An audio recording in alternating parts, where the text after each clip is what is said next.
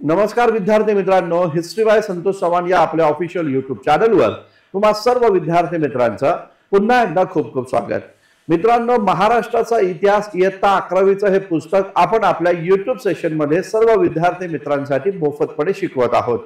या पुस्तकातील दुसऱ्या प्रकरणातला शेवटचा भाग आता आपण पाहत आहोत। महाराष्ट्रातील धार्मिक सुधारणा चळवळीवर सध्या आपण या ठिकाणी काम करत आहोत। लक्षात घ्या, मागच्या लेक्चर मध्ये आपण प्रार्थना समाज आणि आर्य समाज यांच्याबद्दलची विस्तृतपणे माहिती या ठिकाणी पाहिली। आज आपल्याला सत्यशोधक समाज याची माहिती या ठिकाणी पाहायची आहे। लक्षात घ्या, दिनांक 24 सप्टेंबर सन 1873 ला महात्मा ज्योतिराव फुल्यांनी शूद्रांचं कल्याण करण्यासाठी सत्यशोधक समाजाची स्थापना केली। या समाजानं मध्यस्थी वर्गाचं उच्चाटन करत असताना पुरोहितगिरीला विरोध केल्याचं एकंदरीत दिसून येतं। सत्यशोधक समाज एक आयडियोलॉजी या महाराष्ट्रामध्ये स्थापन करताना पाहतो, जी आयडियोलॉजी संपूर्ण भारतभर या ठिकाणी पसरल्याचं एकंदरीत दिसून येतं। आर्य आणि द्रविड या प्रकारच्या संघर्षामध्ये महात्मा ज्योतिराव फुल्यांनी आर्य अनार्य संघर्ष या ठिकाणी मांडला आणि आर्यांनी कशा पद्धतीने अनार्यांचा छळ केलेला आहे, त्यांच्या धार्मिक गुलामगिरीमध्ये या अनार्यांना हजारो वर्षे कशा प्रकारे खितपत ठेवलेला आहे, या प्रकारची भूमिका महात्मा ज्योतिराव फुल्यांनी आपल्या पुराव्यांशी सिद्ध केल्याचं एकंदरीत या ठिकाणी दिसतं। 19व्या शतकामध्ये स्थापन झालेला हा सत्यशोधक समाज हा पुढे जाऊन 20व्या शतकात शाहूजी महाराज आणि डॉक्टर बाबासाहेब आंबेडकरांच्या कार्याचा विचारसरणीचा मुख्य पाया बनलेला आहे असं आपल्याला या ठिकाणी पाहायला भेटतं। तर लक्षात घ्या, सन 1848 पासून ते 1956 पर्यंत फुले शाहू आंबेडकर यांच्या 108 वर्षांच्या या संपूर्ण जीवन संघर्ष जो आपण या ठिकाणी पाहतो, तर त्या जीवन संघर्षाला सुरुवात या सत्यशोधक समाजाच्या विचारसरणीतून झाली होती असं एकंदरीत या ठिकाणी पाहायला भेटतं। तर मित्रांनो, इयत्ता 11वीच्या या पुस्तकामध्ये सत्यशोधक समाजाबद्दलची जी माहिती आहे ती माहिती आता आपण इथे या ठिकाणी पाहूया। या लेक्चरला शेवटपर्यंत या ठिकाणी पहा, आपल्या मित्रांना देखील हे लेक्चर जरूर या ठिकाणी शेअर करा। लेक्चरला सुरुवात करण्यापूर्वी एक महत्त्वाची इन्फॉर्मेशन मला तुम्हाला या ठिकाणी द्यायची आहे। लक्षात घ्या, कंबाईनच्या परीक्षेची तयारी करण्यासाठी इतिहास या विषयावर पैकीच्या पैकी मार्क मिळवता यावे यासाठी हिस्ट्री बाय संतोष चव्हाण या आपल्या ऍप्लिकेशनवर एक अत्यंत महत्त्वपूर्ण बॅच आपण या ठिकाणी सुरू केलेली आहे। ही 2 एप्रिल पासून ही बॅच सुरू झालेली आहे। या बॅच मध्ये ऑलरेडी 100 विद्यार्थ्यांनी ऍडमिशन या ठिकाणी घेतलेले आहे। आता लक्षात घ्या, पुढील 100 विद्यार्थी मित्रांसाठी या बॅचची फीज ही आपण केवळ या ठिकाणी 399 रुपये या ठिकाणी केलेली आहे। तर केवळ 399 रुपयामध्ये कंबाईनच्या पूर्व परीक्षेची तयारी करण्यासाठी इतिहास या विषयाची एक महत्त्वाची बॅच तुम्हा विद्यार्थी मित्रांना इथे उपलब्ध होईल। तेव्हा मित्रांनो, आजच या बॅचला इनरोल या ठिकाणी करा। 399 रुपयामध्ये संपूर्ण महाराष्ट्र आणि संपूर्ण आधुनिक भारताचा इतिहास शिकण्याची ही एक अत्यंत महत्त्वाची नामी संधी तुम्हाला उपलब्ध करून दिलेली आहे। प्ले स्टोअरवर जाऊन हिस्ट्री बाय संतोष चव्हाण हे ऍप्लिकेशन डाउनलोड करा, अन्यथा डिस्क्रिप्शन बॉक्समध्ये देखील या ऍप्लिकेशनची मी लिंक दिलेली आहे। त्या लिंकवरून पण तुम्ही या प्रकारचं बॅच या ठिकाणी जॉईन करू शकता। लक्षात घ्या, दुसरी एक महत्त्वाची इन्फॉर्मेशन आहे ती म्हणजे जे विद्यार्थी 2025च्या तयारी करत आहात, 2025च्या राज्यसेवा परीक्षेची तयारी करत आहात, त्या विद्यार्थी मित्रांसाठी इतिहास या विषयाच्या 2 महत्त्वाच्या बॅचेस आपल्या हिस्ट्री बाय संतोष चव्हाण या ऍप्लिकेशनवर सुरू झालेले आहेत। यामध्ये प्रवेश सुरू करण्यात आलेले आहेत। लक्षात घ्या, इतिहास ऑप्शनल जो एक 500 मार्काचा असणार आहे राज्यसेवा मुख्य परीक्षेसाठीचा, या प्रकारचा पेपर 1 आणि पेपर 2 इतिहास ऑप्शनल हा संपूर्ण विषय आपण या ठिकाणी शिकवणार आहोत आपल्या ऍप्लिकेशनवर। तेव्हा मित्रांनो, जे पण विद्यार्थी इतिहास ऑप्शनल विषय घेत आहे त्यांनी देखील हिस्ट्री बाय संतोष चव्हाण या ऍप्लिकेशनवर जाऊन ही बॅच जरूर या ठिकाणी जॉईन करावी। ज्या विद्यार्थ्यांचा इतिहास ऑप्शनल नाही अशा विद्यार्थी मित्रांसाठी इतिहास जीएस हे करणं खूप जास्त गरजेचं असणारच आहे, कारण जीएसचा पेपर नंबर 1 मध्ये इतिहास हा जो विषय आहे हा साधारणतः 100 मार्कांसाठी तुम्हाला असणार आहे आणि त्यामध्ये इतिहास जीएस जो आहे हा इतिहास जीएसच्या देखील बॅचेस आपल्या सुरू केल्या आहे। यामध्ये प्रवेश सुरू झालेले आहेत। तेव्हा जे पण कोण विद्यार्थी मित्र 2025 ची तयारी करत असतील त्या विद्यार्थी मित्रांनी ही इतिहास जीएसची बॅच आहे ती या ठिकाणी जॉईन या ठिकाणी करून घ्या। लक्षात घ्या दोन्ही बॅचचं वैशिष्ट्य असं आहे, या दोन्ही बॅचला मी या ठिकाणी ईएमआय फॅसिलिटी अवेलेबल करून दिलेली आहे। तर तुम्ही दर महिन्याला ईएमआय देखील पे करण्याचा तुम्ही इथे या ठिकाणी मार्ग अवलंबू शकता। अदरवाइज डायरेक्ट फीज तुम्ही या ठिकाणी पे करून इथे असणारा बॅचेस या ठिकाणी अभ्यासू शकता। तर मित्रांनो या 2-3 महत्त्वाच्या सूचना तुम्हाला या ठिकाणी द्यायच्या होत्या। आता आपण या ठिकाणी सुरू करूया आजचं महत्त्वाचं सेशन, ते म्हणजे सत्यशोधक समाज। आता लक्षात घ्या इयत्ता 11वीच्या या पुस्तकामध्ये सत्यशोधक समाजाबद्दलची जी माहिती आहे ती आधी काय आहे ती आपण इथे या ठिकाणी जाणून घेऊया। इथं म्हणलेलं आहे की महात्मा ज्योतिराव फुलेंनी सामाजिक सुधारणा चळवळीस व्यापक स्वरूप या ठिकाणी देण्यासाठी शूद्र अतिशूद्रांची सर्वांगीण स्थिती सुधारण्यासाठी त्यांचा ग्रामीण भागात प्रचार प्रसार करण्यासाठी सत्यशोधक समाजाची स्थापना केलेली आहे। हा मुद्दा या ठिकाणी लक्षात घ्या। आणि ही संघटना जी आहे ही 24 सप्टेंबर सन 1873 ला स्थापन करण्यात आल्याचं एकंदरीत या ठिकाणी दिसून येतं। म्हणजे लक्षात घ्या सत्यशोधक समाज जो स्थापन झाला तो स्थापन कशासाठी करण्यात आलेला आहे, तर शूद्र अतिशूद्रांची सर्वांगीण स्थिती सुधारवण्यासाठी या ठिकाणी केलेला आहे। हा मुद्दा या ठिकाणी लक्षात घ्या। आता बघा सत्यशोधक समाजाच्या आधी महाराष्ट्रामध्ये सुधारणा चळवळ नव्हती का, जरूर होती। मात्र ज्या सुधारणा चळवळी महाराष्ट्रामध्ये जन्माला आल्या त्यांनी आपल्या मूळ उद्देशापासून स्वतःला दूर ठेवल्याचं एकंदर दिसतं। जसं की आपण पाहू शकतो ते म्हणजे परमहंस मंडळी। लक्षात घ्या परमहंस मंडळी ही महाराष्ट्रातील पहिली सामाजिक सुधारणा संघटना होती। मात्र या संघटनेचा उद्देश जरी जाती व्यवस्था दूर करणं असा असला तरी देखील या संघटनेच्या सदस्यांनी स्वतःची नावं गुप्तपणे ठेवली होती आणि म्हणून गुप्तपणे सामाजिक सुधारणा करण्याचा प्रयत्न यांच्या माध्यमातून झाला। साहजिकच यामुळे या प्रयत्नाला जास्त यश आलं नाही। 1860 ला या संघटनेच्या सदस्यांची नावं जेव्हा या ठिकाणी उघडकीस येईल अशी भीती सदस्यांना वाटली तेव्हा या संघटनेच्या सदस्यांनी परमहंस मंडळी सोबत आपलं नातं तोडलं। दुसरी महत्वाची संघटना या कालखंडामध्ये जन्माला आली होती जिचं नाव होतं प्रार्थना समाज। प्रार्थना समाजाच्या उद्देशामध्ये देखील जातीय निर्मूलनाचा मुद्दा होता। मात्र जातीय निर्मूलनाच्या लढाईमध्ये प्रार्थना समाज आणि आर्य समाज हे दोन्ही महत्वाचे समाज मागे पडलेले आहेत असं आपल्याला या ठिकाणी पाहायला भेटतं। प्रार्थना समाजाचं म्हणणं असं होतं की प्राचीन संस्कृती आणि प्राचीन परंपरा यांना जराही धक्का न लावता सुधारणा घडवून आणण्याचा उद्देश असल्या कारणानं प्रार्थना समाजानं या जाती वेचा प्रश्नांमध्ये विशेष काही प्रगती केली किंवा विशेष काही इथं कार्य केलं असं या ठिकाणी पाहायला भेटत नाही। लक्षात घ्या परमहंस मंडळी असू द्या, प्रार्थना समाज असू द्या किंवा आर्य समाज असू द्या, यांचं जातीय प्रश्न संपवण्यासाठी यांनी केलेला प्रयत्न हा केवळ रोटी व्यवहारापुरतच या ठिकाणी मर्यादित राहिल्याचं एकंदरीत दिसतं। महात्मा ज्योतिराव फुल्यांनी या तीनही संघटनांना बगल देऊन शूद्र अतिशूद्रांची सर्वांगीण प्रगती करण्याच्या इराद्यानं या प्रकारचा सत्यशोधक समाज स्थापन केल्याचं एकंदरीत या ठिकाणी पाहायला भेटतं। तर मित्रांनो इथं पाहायला भेटतं या सत्यशोधक समाजानं महत्वाची भूमिका अशी घेतली की बहुजन समाजाला त्यांच्या धार्मिक आणि त्याचबरोबर सामाजिक गुलामगिरीतून मुक्त करणं हा आमचा मुख्य उद्देश या ठिकाणी राहिला। या प्रकारची भूमिका सत्यशोधक समाजाने इथं मांडल्याचं आपल्याला या ठिकाणी पाहायला भेटतं। म्हणजे नीट समजून घ्या महात्मा फुल्यांचं म्हणणं काय होतं, हजारो वर्ष इथल्या शूद्र अतिशूद्र समाजाला सामाजिक आणि धार्मिक गुलामगिरीत आर्यांना टाकलेलं आहे आणि धर्मग्रंथांच्या माध्यमातून या लोकांवर सामाजिक आणि धार्मिक गुलामगिरीची बंधनं टाकलेली आहेत।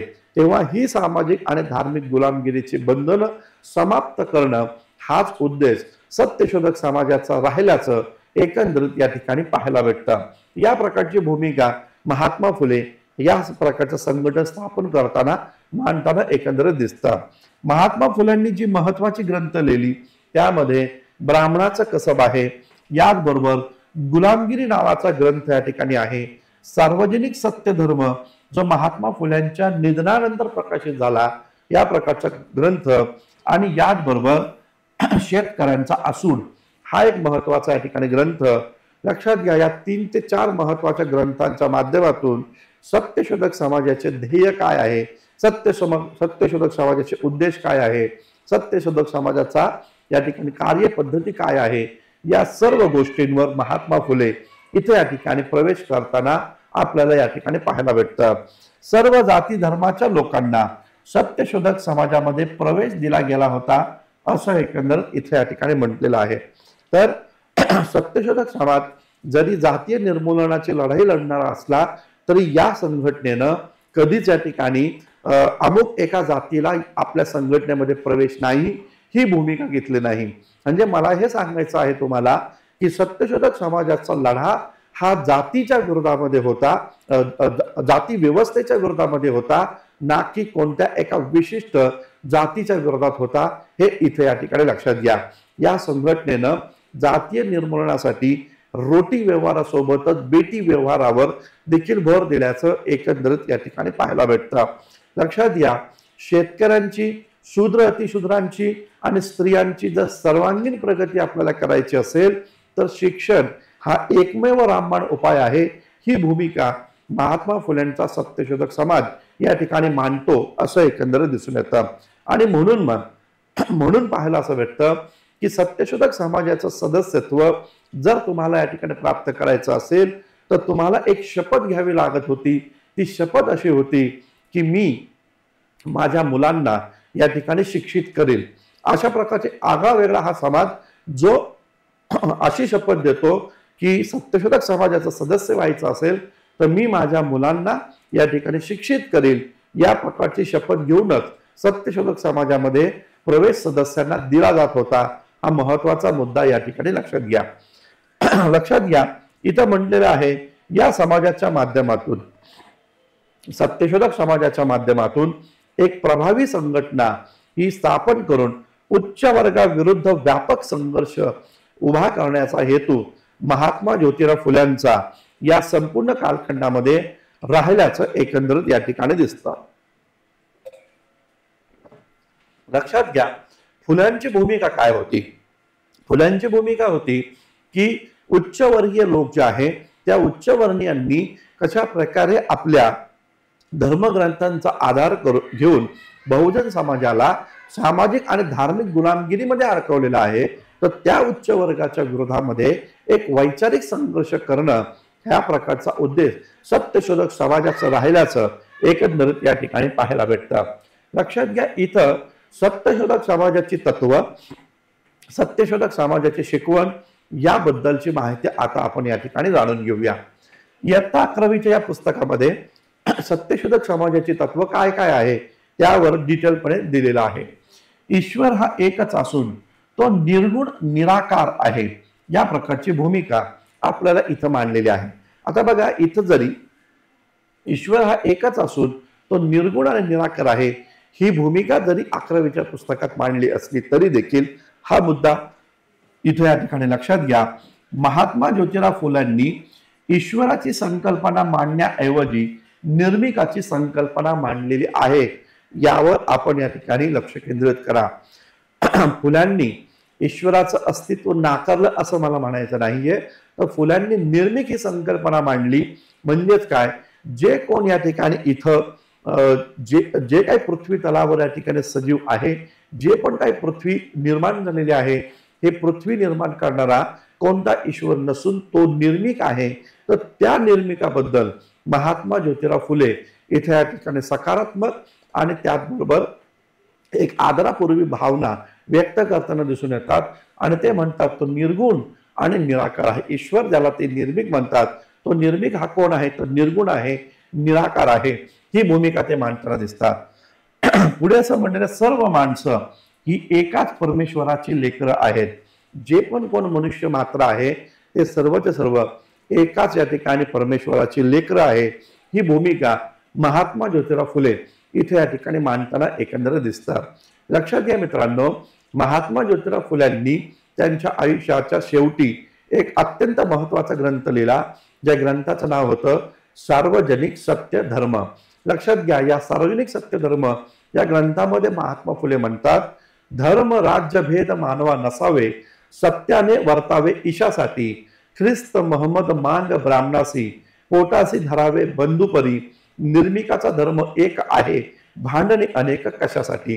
तर फुल्यांचा ही भूमिका ही विश्वव्यापक बंधूची राहिल्याचं एकंदर दिसून येतं. तर विश्व बंधुत्व या संकल्पनेतून त्यांनी मांडल्याचं एकंदर दिसतं. आणि परमेश्वराची लेकरं ही या ठिकाणी सर्व माणसं आहेत, ही ती भूमिका व्यक्त करताना एकंदरीत दिसून येतात. पुढे असं ते म्हणतात की परमेश्वराची भक्ती अर्थात प्रार्थना करण्याचा प्रत्येक व्यक्तीस अधिकार आहे. या प्रकारची संकल्पना फुले इथे या ठिकाणी मांडताना दिसतात. परमेश्वराची भक्ती आणि प्रार्थना करण्याचा अधिकार हा सर्वांना आहे, या प्रकारची भूमिका ते मांडताना दिसून येतात. या देशाचं दुर्दैव आहे की या देशामध्ये जाती व्यवस्था होती आणि भारतातील काही अमुक जातीच्या लोकांना, खास करून अतिशूद्र समाजाच्या लोकांना या ठिकाणी ईश्वराचं मंदिरामध्ये जाऊन दर्शन घेण्याचा अधिकार देखील नव्हता. तर त्या विरुद्धात महात्मा ज्योतिराव फुले ही पहिली व्यक्ती आहे ज्यांनी या ठिकाणी बंड पुकारलेला आहे आणि भूमिका घेतलेली आहे की परमेश्वराची भक्ती, आराधना, त्याची प्रार्थना करण्याचा अधिकार सर्व मानवजातीस आहे. ही भूमिका त्यांनी मांडलेली आहे. परमेश्वराची प्रार्थना करण्यास पुरोहिताची गरज या ठिकाणी नाही. तर लक्षात घ्या, पुरोहिताची गरज नाही म्हणजेच आपल्याला पाहायला भेटतं महात्मा फुले म्हणतायत की मध्यस्थी वर्ग हा नको आहे. या प्रकारची भूमिका ते इथे या ठिकाणी मांडताना एकंदर दिसतं. ते म्हणतात की ज्या पद्धतीनं आपल्या पित्याला आणि आईला भेटण्यासाठी मुलाला कोणत्या मध्यस्थाची गरज लागत नाही, त्याच पद्धतीनं ईश्वराला भेटण्यासाठी कोणत्या पुरोहिताची, मध्यस्थाची गरज नाही. ही भूमिका महात्मा फुले इथे या ठिकाणी मांडताना दिसतात. आणि म्हणून लक्षात घ्या, सत्यशोधक समाजाचं एक ब्रीद वाक्य होतं, सर्व साक्षी जगतपती त्याला नकोच मध्यस्थी. सर्व साक्षी जगतपती त्याला नकोच मध्यस्थी ही भूमिका फुले इथे या ठिकाणी मांडताना एकंदरीत या ठिकाणी दिसून येतं. मानवाला जातीमुळे नव्हे तर गुणांमुळे श्रेष्ठत्व प्राप्त होत आहे, ही भूमिका ते इथे या ठिकाणी मांडतायत. म्हणजे ते भूमिका घेत आहेत की तुम्ही ब्राह्मण या कुटुंबामध्ये जन्माला आला म्हणून तुम्ही श्रेष्ठ आहात आणि तुम्ही शूद्र कुटुंबात जन्माला आला म्हणून तुम्ही कनिष्ठ आहात. अशा प्रकारच्या भूमिकेला, अशा प्रकारच्या विचारांना महात्मा फुल्यांनी सपशेल नकार दिलेला आहे असं एकंदर दिसतं. तर फुले म्हणतात एखादी व्यक्ती श्रेष्ठ आहे की कनिष्ठ आहे हे त्याच्या गुणांवर निश्चित आहे, ना की त्याच्या जन्मावर निश्चित होईल. या प्रकारची भूमिका ज्योतिराव फुले इथं मांडताना एकंदरीत या ठिकाणी दिसून येतं. लक्षात घ्या, फुले पुढे म्हणतात पुनर्जन्म, कर्मकांड, जपजाप्य इत्यादी गोष्टी अज्ञानमूलक आहे. त्या गोष्टी कनिष्ठ वर्गाच्या पिळवणुकीचं कारण आहे. म्हणजे जो शूद्र अतिशूद्र समाज जो आहे त्याची पिळवणूक आजपर्यंत कशा माध्यमातून केली गेली तर त्याचा पुनर्जन्म, कर्मकांड, जपजाप्य याच माध्यमातून या शूद्रातिशूद्र समाजाचा त्याचं शोषण या ठिकाणी करण्यात आलेलं आहे. ही भूमिका फुले इथे या ठिकाणी मांडताना दिसतात.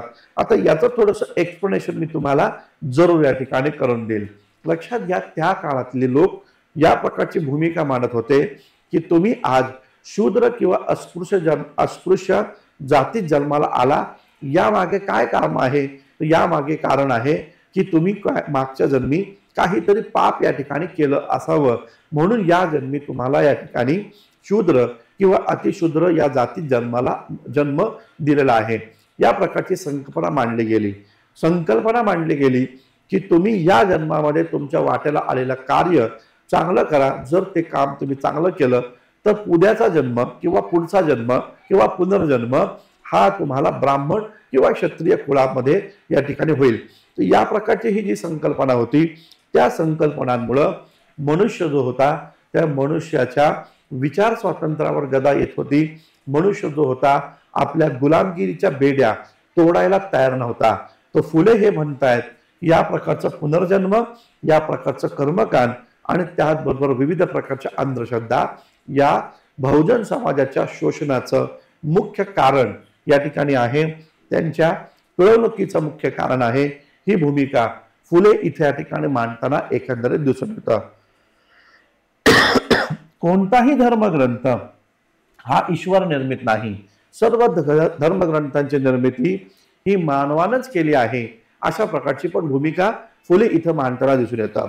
लक्षात घ्या, त्या काळातल्या लोकांनी वेदांची निर्मिती ईश्वराने केली आहे, धर्मग्रंथांची निर्मिती ही ईश्वराने केली आहे, अशा प्रकारची संकल्पना बहुजन समाजाच्या माथी मारण्याचं काम या ठिकाणी केलं गेलं. त्यामुळं धर्मग्रंथांमध्ये जसं लिहिलेलं आहे तशाच प्रकारचं आपण अनुकरण केलं पाहिजे, या प्रकारची भूमिका बहुजन समाजापर्यंत लोकांनी सांगितली आणि त्यामुळे बहुजन समाज या व्यवस्थेच्या विरोधामध्ये या ठिकाणी बंड करत नव्हता. तर फुले त्या काळात बहुधा एकमेव असावे ज्यांनी वेद हे अपौरुषीय आहे या संकल्पनेला विरोध केल्याचं एकंदरीत दिसून येतं. स्वामी दयानंद सरस्वती जे आर्य समाजाची स्थापना करतात त्यांचं म्हणणं होतं की वेद हे अपौरुषीय आहे. फुल्यांनी मात्र वेद हे अपौरुषीय आहे याला विरोध केला. वेद कोणत्या ईश्वरानं लिहिले नाही, तर वेद स्वार्थी माणसानंच लिहिलेले आहेत आणि त्यामुळं या प्रकारच्या वेदांच्या श्रेष्ठत्वाला, ब्राह्मणांच्या श्रेष्ठत्वाला, चातुर्वर्ण व्यवस्थेच्या वर्ग व्यवस्थेला आम्ही जुमानणार नाही, ही भूमिका ज्योतिराव फुले इथे या ठिकाणी मांडताना एकंदरीत या ठिकाणी पाहायला भेटतं. तर लक्षात घ्या, महात्मा फुल्यांनी वेद अपौरुषीय आहेत, वेद हे अपौरुषीय आहेत या संकल्पनेला विरोध केल्याचं एकंदरीत या ठिकाणी दिसून येतं. तर हा एक महत्वाचा मुद्दा आपण इथे या ठिकाणी लक्षात ठेवा. इथं पुढे आपल्याला पाहायला भेटतं, म्हटलेलं आहे सत्यशोधक समाजाला सुधारण्याच्या चळवळीस, सत्यशोधक समाजाला समाज सुधारण्याच्या चळवळीस अतिशय महत्व आहे. या समाजानं लोकांना स्वाभिमानी बनवण्याचं काम केलं. म्हणजे लक्षात घ्या, शूद्रातिशूद्र समाजामध्ये स्वाभिमान निर्माण करण्याचं कार्य जर कोणी सुरू केलं असेल तर ते महात्मा ज्योतिराव फुल्यांनी सुरू केलं. आणि या स्वाभिमानाबरोबरच त्यांनी शिक्षण जे आहे हे शिक्षणाचा प्रचार प्रसार करून या समाजाला या ठिकाणी शिक्षणाचे दरवाजे खुले करून दिले आणि बुद्धी प्रामाण्यवादी मनुष्य बनावा यासाठी प्रयत्न केल्याचं एकंदरीत या ठिकाणी दिसून येतं. पुढे असं म्हटलेलं आहे, वरिष्ठ वर्गाच्या वर्चस्वाविरुद्ध संघटित लढा दिल्याचं एकंदरीत या ठिकाणी पाहायला भेटतं. लक्षात घ्या, मॅक्स मुलर नावाचा एक विद्वान होता.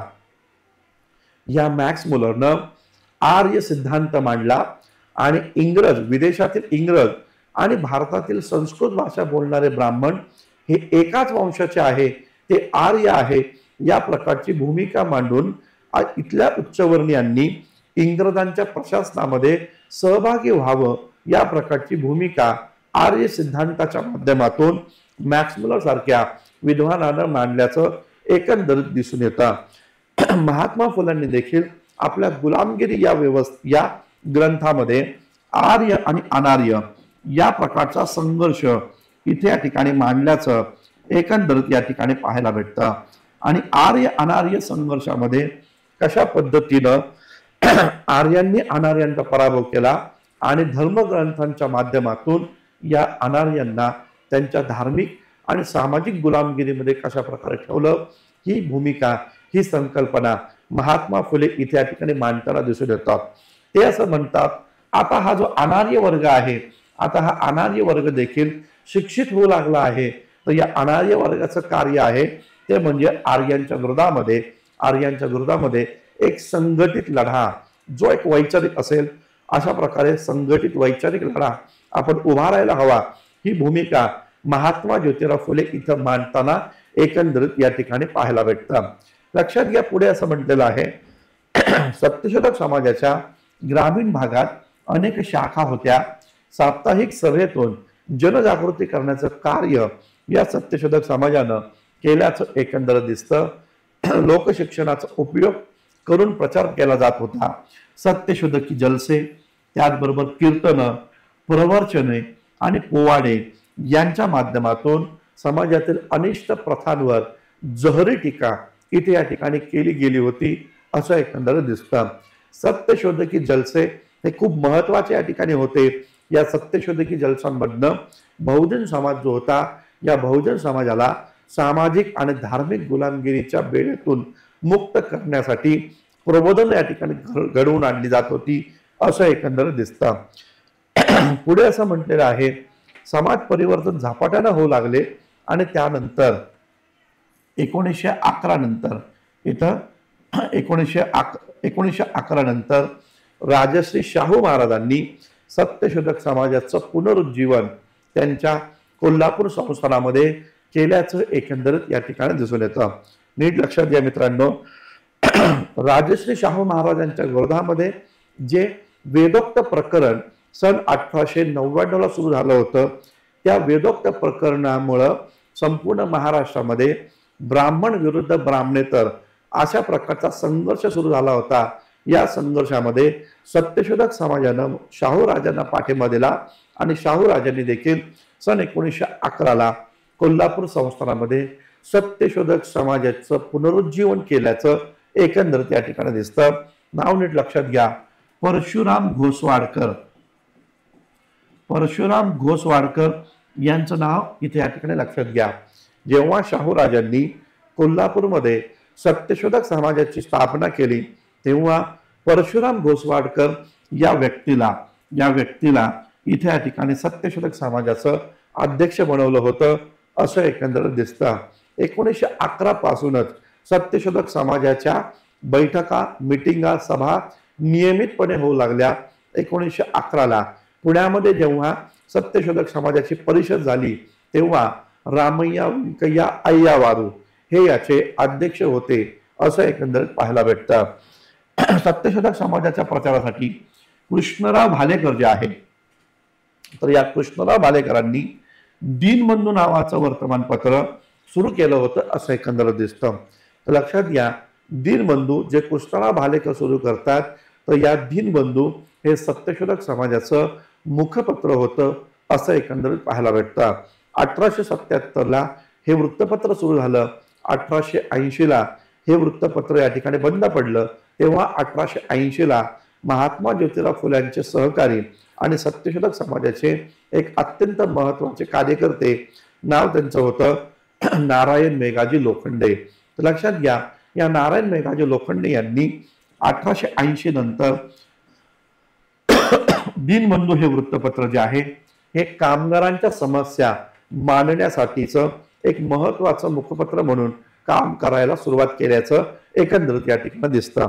या प्रकारे दीनबंधू सत्यशोधक समाजाचं मुखपत्र तर होतच होतं, परंतु याचबरोबर कामगार चळवळीचं पण ते एक नियतकालिक होतं असं आपल्याला या ठिकाणी पाहावं लागेल. पुढे असं म्हटलेलं आहे, या समाजाच्या कार्यामुळं निरपेक्ष कार्यकर्त्यांची नवी पिढी महाराष्ट्रामध्ये या ठिकाणी निर्माण होऊ लागली. छत्रपती शाहूजी महाराज, कर्मवीर भाऊराव पाटील यांनी शिक्षणाच्या क्षेत्रात मोठी कामगिरी केली असं इथे या ठिकाणी म्हटलेलं आहे. म्हणजे शाहू महाराज आणि त्याचबरोबर कर्मवीर भाऊराव पाटील यांचा जो वैचारिक वारसा होता, हा वैचारिक वारसा महात्मा फुल्यांच्या सत्यशोधक चळवळीतून निघतो. तर हा मुद्दा इथे या ठिकाणी लक्षात घ्या. पुढे असं म्हटलेलं आहे की डॉक्टर बाबासाहेब आंबेडकरांनी तर दलित उद्धाराची प्रेरणा महात्मा फुल्यांच्या कार्यातूनच घेतलेली आहे असं इथं म्हटलेलं आहे. लक्षात घ्या, आपल्या सर्वांना माहिती आहे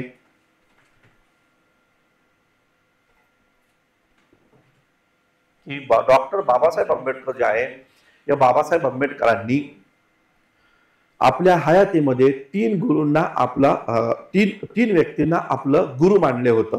त्यामध्ये एक होते सिद्धार्थ गौतम बुद्ध, दुसरे होते संत कबीर आणि तिसरे होते महात्मा ज्योतिराव फुले. तर दलित उद्धाराची जी प्रेरणा आहे फुल्यांच्या चळवळीतनं बाबासाहेब आंबेडकरांना मिळाली होती असं इथं म्हटलेलं आहे. महात्मा फुले मानव जातीचे सेवक होते. विषमता, अन्यायाविरुद्ध त्यांनी आवाज उठवला. विद्येची महती समाजाच्या उन्नतीसाठी एक मार्ग आहे हे ओळखून त्यांनी स्त्री शिक्षणावर भर दिला. अस्पृश्यांच्या मुलांसाठी शाळा सुरू केल्या. त्याचबरोबर सत्यशोधक समाजाच्या रूपानं त्यांनी समाजापुढे मानवतावादी धर्म निर्माण केला. या प्रकारची भूमिका ते इथे या ठिकाणी मांडताना एकंदरीत दिसतं. या प्रकारे महात्मा ज्योतिराव फुल्यांचा सत्यशोधक समाज याबद्दलची माहिती जी आपल्या इयत्ता 11वीच्या पुस्तकामध्ये होती ती माहिती इथं मी तुम्हाला दिलेली आहे. लक्षात घ्या मित्रांनो, इतिहास हा विषय जो आहे हा विषय स्पर्धा परीक्षांसाठी जर तुम्हाला या ठिकाणी शिकायचा असेल आणि स्पर्धा परीक्षांमध्ये इतिहास या विषयामध्ये भरघोस पैकीच्या पैकी मार्क मिळवायचे असेल तर तुम्ही हिस्ट्री बाय संतोष चव्हाण हे ऍप्लिकेशन जरूर या ठिकाणी डाउनलोड करा। हे ऍप्लिकेशन या ठिकाणी आपल्या मोबाईलमध्ये राहू द्या। तुम्ही ज्या परीक्षेची तयारी करताय त्या परीक्षेची इथं बॅच उपलब्ध आहे, त्या बॅचेस तुम्ही या ठिकाणी जॉईन करू शकता। लक्षात घ्या कोणकोणत्या बॅचेस आपल्याकडे उपलब्ध आहे त्याची एक लिस्ट इथं दिलेली आहे, त्यावर एकदा नजर आपण या ठिकाणी टाकूया। 2025च्या परीक्षेसाठी 2025च्या परीक्षेसाठी जी राज्यसेवा डिस्क्रिप्टिव्ह पॅटर्न असणार आहे तर त्या 2025 साठी या दोन महत्त्वाच्या बॅचेस आहेत, इतिहास ऑप्शनल आणि इतिहास जीएस। तर या बॅच तुम्ही आत्ताच जॉईन करा, कारण 2025 ची लढाई ही मोठी असणार आहे।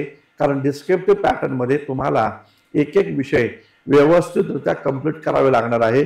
सिलेबस मोठा आहे, त्यामुळे 1 वर्षाचा कालावधी अभ्यासासाठी लागणारच आहे। ठीक आहे, त्यामुळे इतिहास ऑप्शनल आणि इतिहास जीएस यांच्या 2 बॅचेस आहेत। त्याचबरोबर राज्यसेवा बेसिक फाउंडेशनचा कोर्स, कंबाईन बेसिक फाउंडेशनचा कोर्स देखील इथं उपलब्ध आहे। संयुक्त पूर्व परीक्षा मुख्य परीक्षा 2024 साठीचा एक कंप्लीट बॅचचा कोर्स इथं उपलब्ध आहे। याचबरोबर एन्शंट आणि मिडिवलची बॅच आहे, समाज सुधारकांची बॅच आहे। समाज सुधारकाची ही बॅच जर तुम्ही जॉईन केली तर त्यासोबत तुम्हाला पुस्तक देखील मिळणार आहे। याचबरोबर मागील 10-12 वर्षांपूर्वी जे प्रश्न आयोगाने विचारले होते त्याची एक अत्यंत महत्त्वाची PYQ बॅच देखील आपल्या ऍप्लिकेशनवर उपलब्ध आहे। राज्यसेवा पूर्व परीक्षेसाठी टेस्ट पेपर रिव्हिजन बॅच, त्याचबरोबर संयुक्त पूर्व परीक्षेसाठी टेस्ट पेपर आणि रिव्हिजन बॅच इथं उपलब्ध आहे।